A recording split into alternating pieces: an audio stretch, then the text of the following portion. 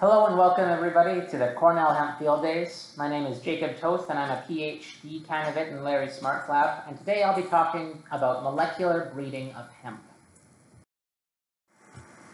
For my talk today, I'll be discussing some of the theory and ideas behind molecular breeding of hemp and give an example of how we're using molecular breeding in our research program to develop a high-yielding fiber cultivar that has low levels of THC to stay compliant, as well as produces high levels of CBD.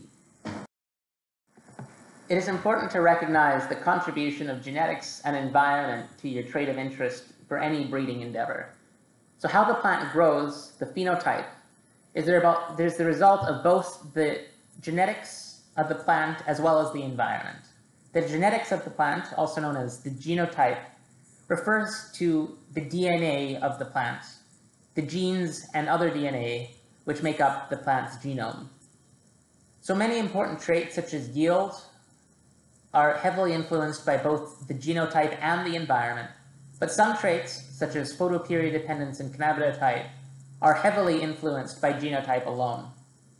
Concerning photoperiod dependence, if you look at this picture here, the small plant is photoperiod independent and started flowering almost immediately after planting, while the larger plant, which is photoperiod dependent, didn't start flowering until the night length hit a certain threshold.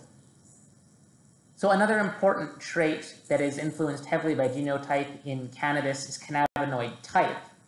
And breeding for cannabinoid type is a fundamental part of any hemp breeding. So what is molecular breeding? So in molecular breeding, very broadly, instead of just looking at the phenotype of the plant, which is the result of both the genotype and the environment, you look at the actual DNA. So advances in molecular biology have allowed much easier analysis of DNA. And because the DNA is the same in every cell of a plant, whether it's young or whether it's old, being able to assay a plant just by looking at the DNA allows you to look at certain traits before they're even expressed. For instance, to determine if a plant is going to be male or female, or if it's going to produce mostly THC or mostly CBD. So with molecular breeding, you can develop new cultivars based on the genotype alone, and when done accurately, this can result in less expensive phenotyping and ultimately reducing the cost and reducing the time it takes to develop a new cultivar. Now I'm going to talk a little bit about how our research group is using molecular breeding to develop new elite high-yielding fiber cultivars that have compliant levels of THC. In 2019, we grew several varieties for grain and fiber production, including two cultivars from China called Bama and Puma. We didn't know much about these cultivars when we first planted them, aside from a little blurb for Puma, which claimed to have high CBD seeds, high leaves, and flowers output. When these plants were grown, we were quite impressed by the plants in that they had extremely large leaves and extremely fast growth rate and would routinely hit 10 feet tall. When we harvested these plants and redded them to measure the fiber yield, we found that Bama and Puma had nearly double the biomass yield of other elite cultivars grown for fiber. Because of this, we thought that Bama and Puma would make excellent fiber cultivars. However, when we looked at the cannabinoids, we found that both Puma and Bama produced THC at levels exceeding 0.3% and would be non-compliant in the modern regulatory framework.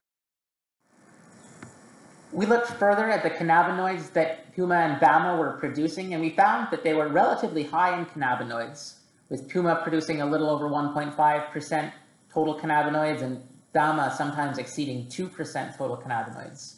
This is considerably higher than what other fiber cultivars produced in terms of total cannabinoids. Additionally, we sampled these plants when they were just starting to flower, so we hypothesized that as the plant became more mature, the total cannabinoids would increase even further. However, the big problem was that Puma and Bama produced THC as a major cannabinoid, which isn't what we wanted. So ultimately, what we would like in a cultivar would be something that produces as much dry biomass as Puma and Bama, but instead of producing THC, produces CBD. And to achieve that goal, we turn to molecular breeding. So to understand what we did for molecular breeding, it's first important to understand the different chemotypes that are found in cannabis. So there are three important chemotypes that I'll talk about right now. There's type 1, which is mostly THC. There's type 2, which is CBD to THC at about a 2-to-1 ratio, but this number can vary. And then there's type 3, which produces mostly CBD. So if you're growing a population or a cultivar for CBD, you'd expect all the plants to be type 3. But in 2018 and 2019, we found that some of the plants that we were growing were in fact type 2 or even type 1, producing almost no CBD. Using this data, and this figure in the top here shows data from 2018, we developed a molecular marker which looks at the DNA of the plants and can distinguish type 1 from type 2 and type 3 plants. So, getting back to Bama and Puma, when we were looking at the THC to CBD ratio for these plants, we saw that it was about a 2-to-1 ratio of CBD to THC, which would suggest that most of the plants that we were sampling were type 2. So an interesting thing about these type 2 plants is that they won't breed true. If there's a population which is freely intercrossing with a lot of these type 2 plants, you'd expect to see a certain number to be type 1 and a certain number to be type 3. So we didn't have the HPLC, the chemical data, on a lot of different plants from Bama and Puma. We were just looking at pooled samples. But we could apply this molecular marker to these populations and distinguish the different plants that were in these different chemotypes. So late last year, around December, we grew about 100 plants each of Bama and Puma and tested them with this marker that we developed. And as expected, we found that about half of the plants were type 2, and we found that about a third of the plants were type 3, and then the remainder were type 1. So what we did was we selected the type 3, and in theory, these plants should form an excellent basis for a high-producing fiber cultivar that produces mostly CBD. However, after selection of these type 3 plants, we run into a few problems with their propagation. So these plants, which are so vigorous in the field, were also very vigorous in a greenhouse, and they grew extremely fast and extremely tall, sometimes in excess of 14 feet. They were also quite susceptible to various greenhouse pathogens such as thrips and spider mites.